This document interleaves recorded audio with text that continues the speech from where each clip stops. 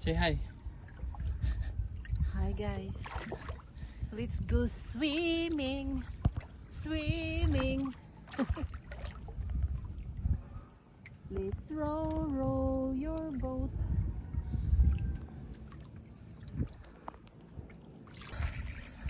Ligo-ligo. That's the life. Ito siya ngayon na. Naman.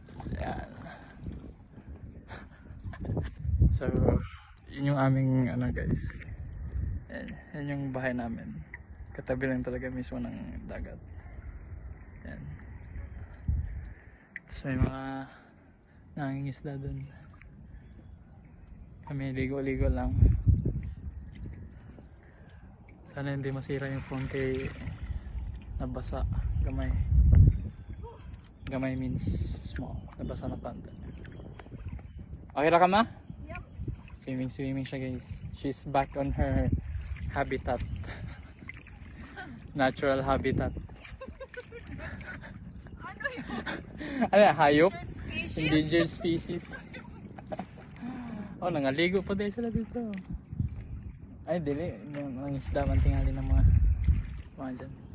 So, see you guys. Bye.